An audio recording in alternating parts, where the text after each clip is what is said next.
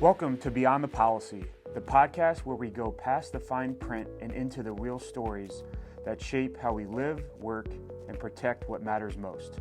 I'm Matt Karaffa, risk advisor, consultant, and founder of the Be Better Foundation, where each week sit down with clients, colleagues, and industry voices to talk about business, life, and the passions that drive each of us and the areas we can all work on to truly be better. This is Beyond the Policy. Welcome to Beyond the Policy. Excited to get into our conversation today. We have Mike McIntosh joining us. So thanks, Mike, for taking some time. And before we get started into some of the questions, just tell us who you are, what you do, and how you got to be here in Bowling Green. All right. Well, thanks for inviting me, Matt. I'm here because you invited me, and we're friends. We played some golf together and whatnot, and started developing a better relationship and about business, growing businesses. But yeah, I grew up near Dayton, Ohio, down south. Moved up here in high school, and then launched myself into the military when I graduated high school. How long were you in the military? I was in the military a total of 16 years. I did both in Navy, like active duty, and then I also did Army National Guard. Okay, 16 years. Did you have a career in and out? Was that 16 consecutive years? Mostly 16 consecutive, a slight break. I did 6.5 so years in the Navy, like gone, left home, went around the world, saw the world, and then came back, went to Bowling Green State University.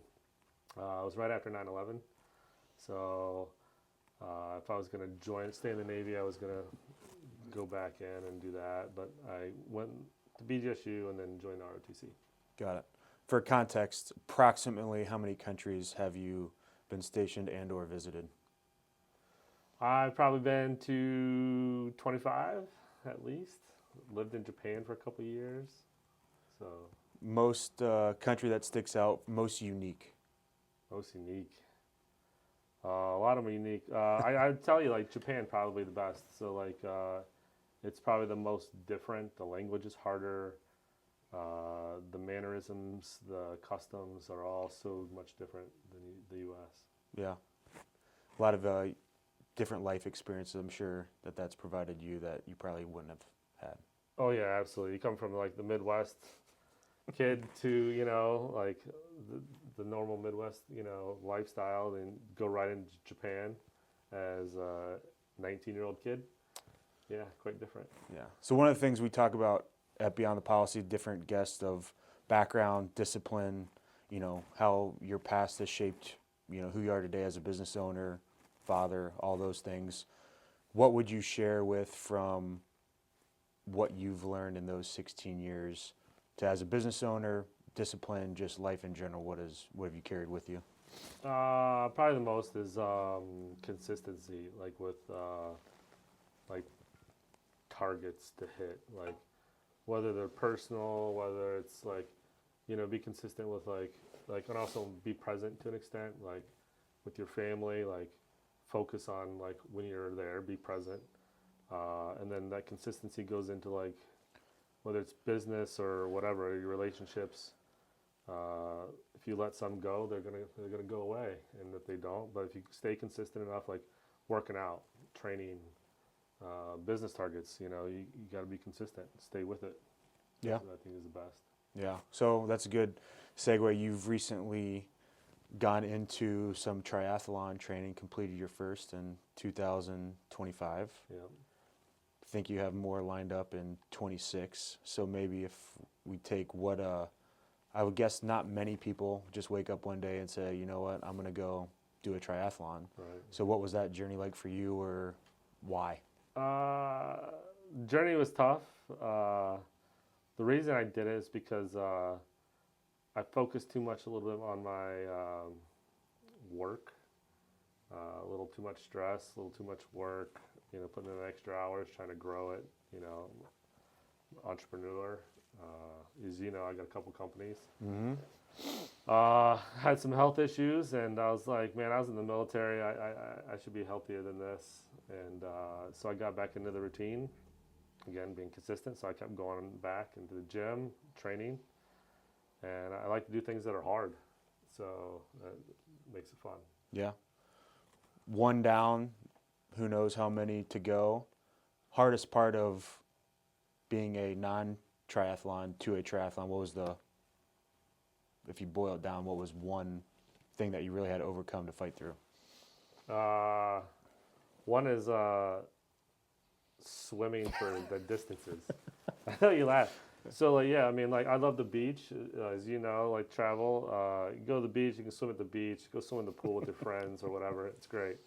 Go swim 1.2 miles with other athletes, and that'll teach you humility in a heartbeat. And not in a clear pool with a black line on the bottom. Absolutely, yes. So go around buoys, dark water, you can't see where you're going. And yeah.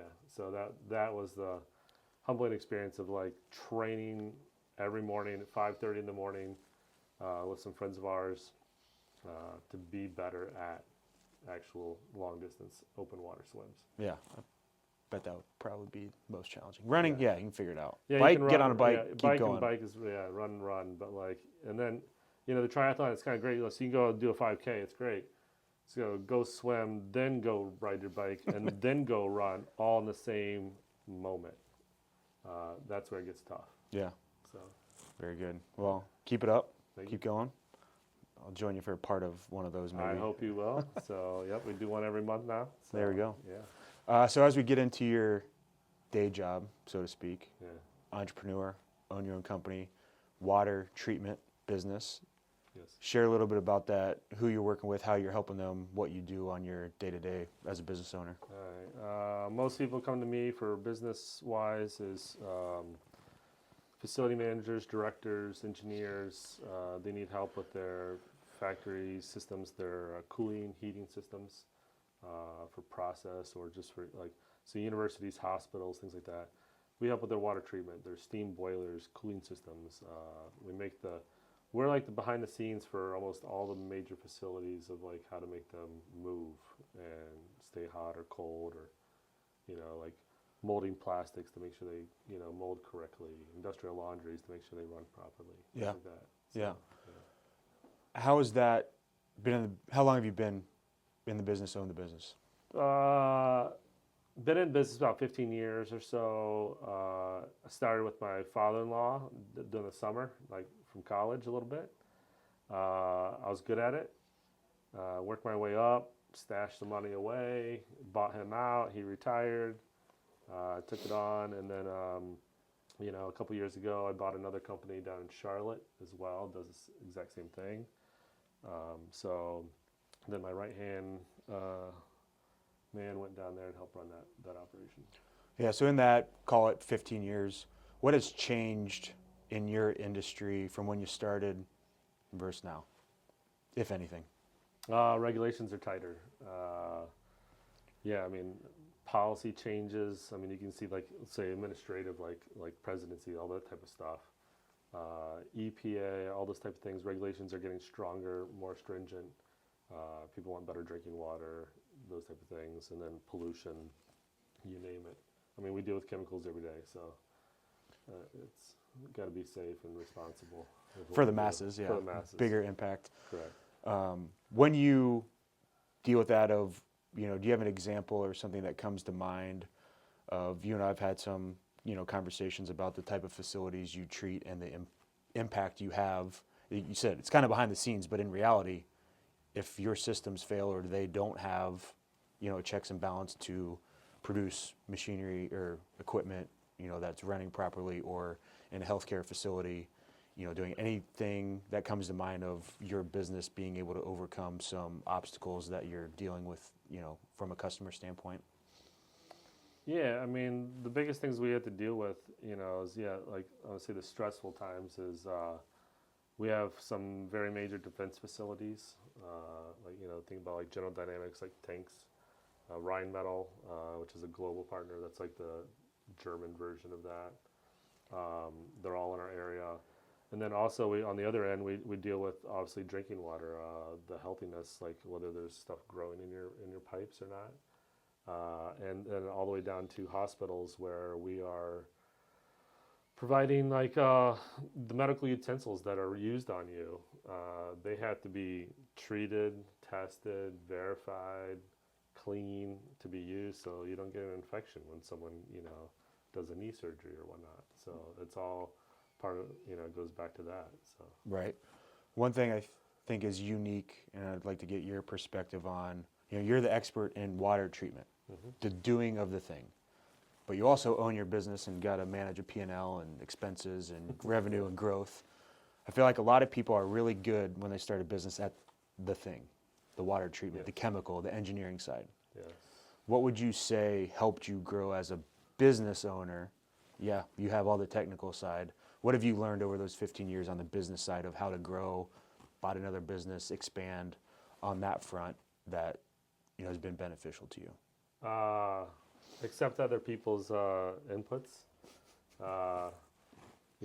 Especially trusted advisor people. Find good mentors in all the different industries, banking, insurance, like you talk about with you, just general finance. Also in our own industry, finding mentors like from suppliers or other engineers. Sometimes you might have to pay for some of that service. Sometimes you just find a good friend that you can Bounce things off of. Yes. So got a good group, and we use kind of build your own mastermind kind of group of business people and industrial people. Yeah. What we do. Yeah, and I think you mentioned one that's kind of unique, but I think the United States is a big playground. Like, we're not all competitors. You're not competitors with every water treatment facility out there, Right. but you develop those relationships.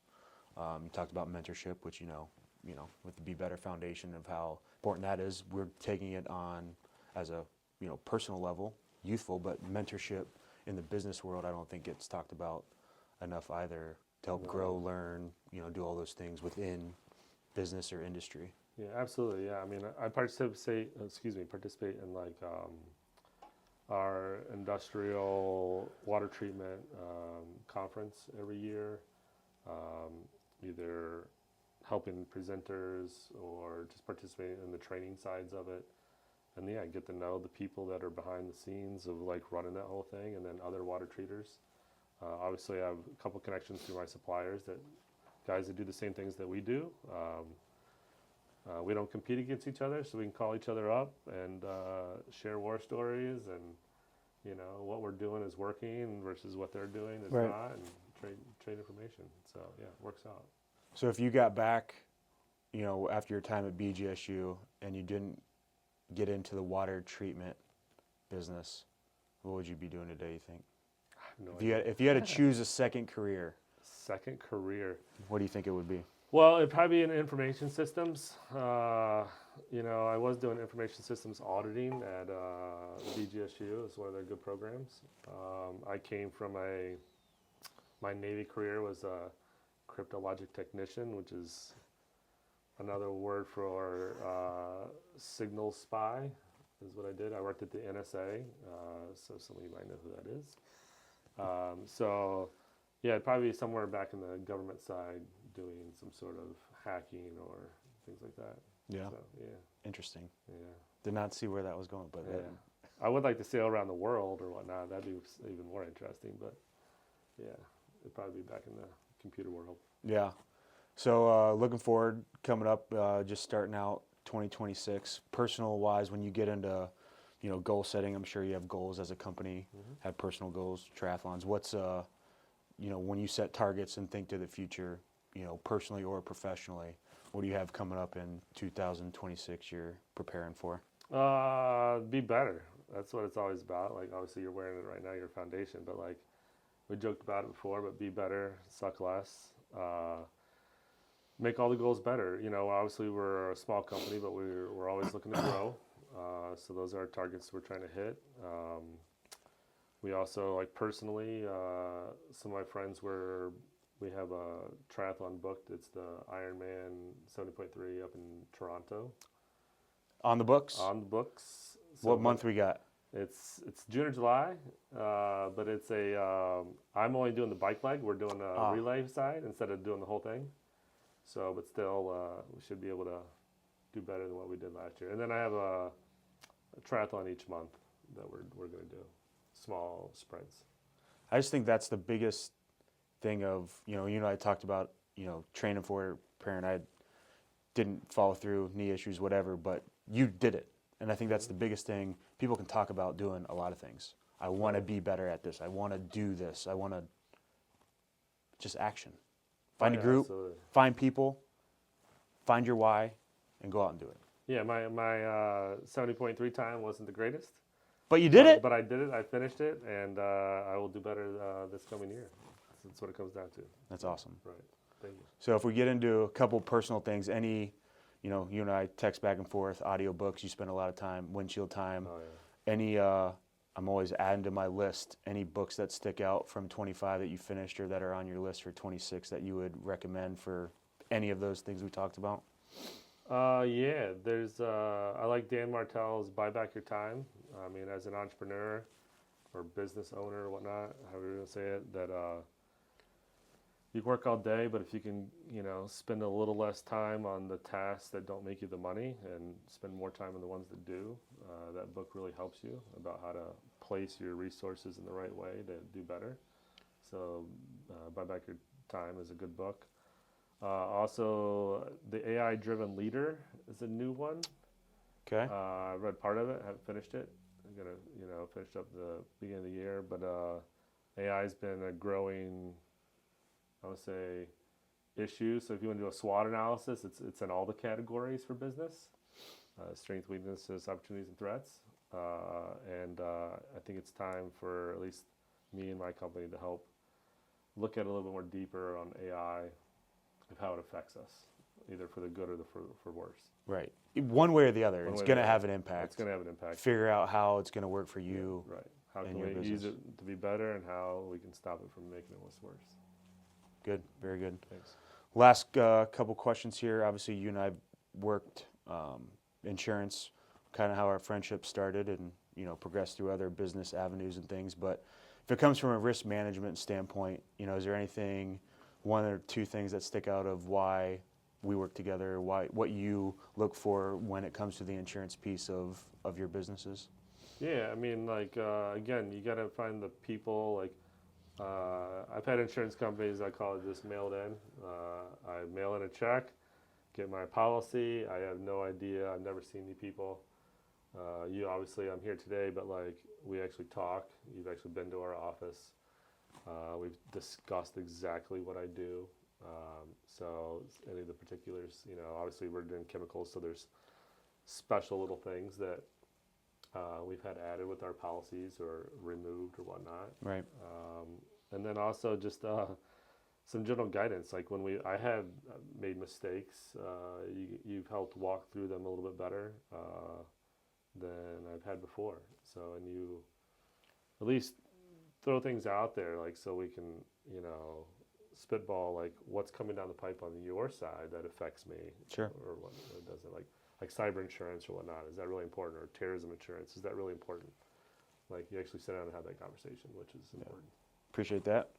And again, wrapping up here, anything else you want to share with the audience, with the group? Anything Environmental Water, Mike McIntosh, leave us with? No, just support, just be better and be consistent. I think keep putting one foot in front of the other, you'll get there. Support an organization, be better. That's what we like to support. And I think it's good to help your community and give back if you are in that space that you can. If you can't, that's understandable. But if you can, do it. It's worth it. So, appreciate it. Thanks for tuning in today. Catch you next time on Beyond the Policy.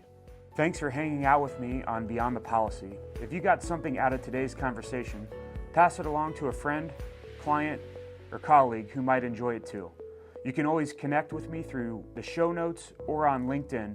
And remember, the best coverage always starts with the right conversations. Until next time, be better.